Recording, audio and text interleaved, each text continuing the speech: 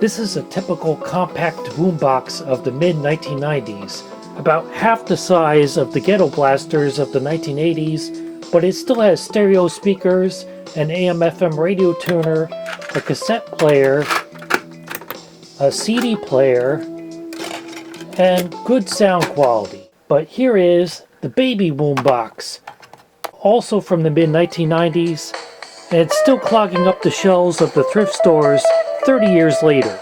It has a handle, an antenna, 2 speakers, and a functional AM/FM radio. But now what may look like a cassette player is just a decoration.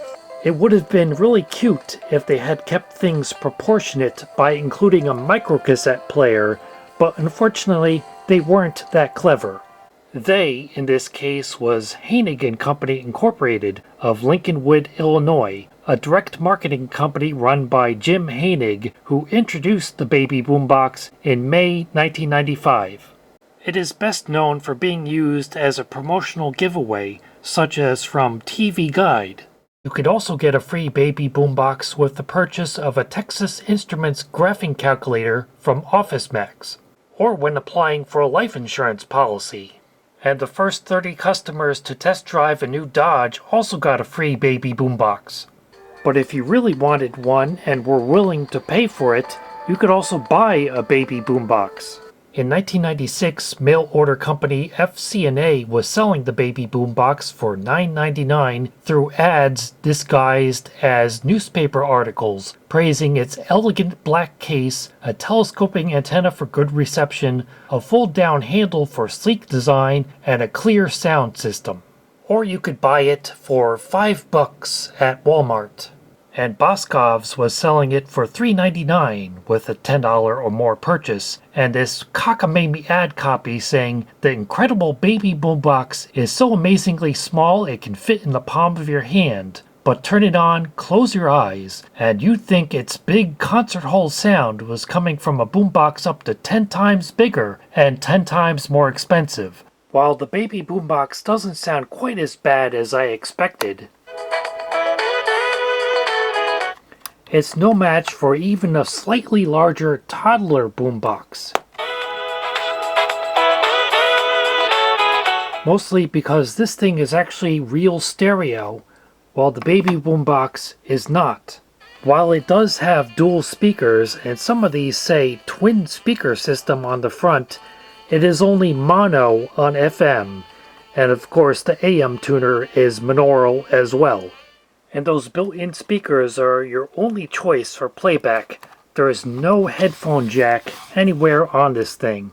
It just has an AM/FM band switch on the back, a battery compartment for 4 AA batteries, and by the way, no DC power input either, so it's only battery power and only built-in speaker playback. This is SoftRockRadio.net.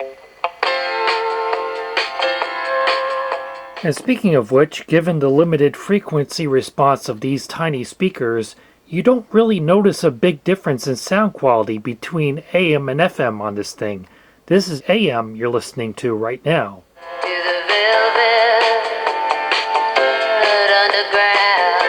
In terms of FM reception, my benchmark of a radio is how well it picks up the classical station. And the Baby Boombox is kind of picking it up, but with a lot of static and bleed over from adjacent stations. 9 till noon weekdays on 710 WOR. And the AM reception is very disappointing. You have no hope of picking up anything other than the very strongest signals on the dial. These Baby Boomboxes were marketed under various different brand names and model numbers. This one is a Lifelong Model 2225F, but you'll also often see them under the Electro brand name. And on the back it lists a UK registration number of 2036693. That comes up as a design for a portable radio that was registered in 1994 and expired in 1999, and it was by Texco Industrial Company Limited. The baby boombox was available in different colors, and some had a notch cut in the middle to make it look like a double cassette boombox. There was also a Japanese market version with an FM tuner covering 76 to 90 megahertz and what was then the audio of VHF TV channels 1 to 3. And as you might expect, it inspired knockoffs such as the Street Beat Mini Boombox and the Goldsonic B-Boom, as well as plenty of no-name models that were near exact copies of it. So the original made it a point to call itself the original baby boombox on the box, the portable AM/FM radio of the 90s. There was also an updated version called the Baby Boombox 2000 with more rounded styling and no fake cassette door. There it is with the cover removed. It has a pair of 2-inch 8-ohm quarter-watt speakers wired in parallel. It's using a Toshiba TA7613AP integrated AM/FM radio tuner and audio amplifier chip, and this one has a date code of 9706, so it was made in the 6th week of 1997. And there's the very tiny AM loopstick antenna on the other side of the board, so that's why it has such bad AM reception. And it says Texco T-16K1083, and I think in one of those ads for the baby boombox, it mentioned something about 16K. The last time I can find the baby boombox advertised was in July 2003, when Walgreens was selling it for $5. That's the same year the trademark for it was canceled. When researching the baby boombox, I came across multiple Letters to Santa newspaper columns in which kids asked for one of these for Christmas.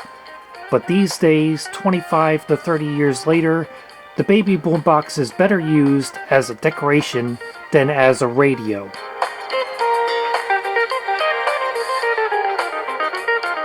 If you run a business, you've probably heard plenty of AI promises. But here's one thing we know for sure. When consumers hear an ad for your business, 90% want to know it's a real person talking.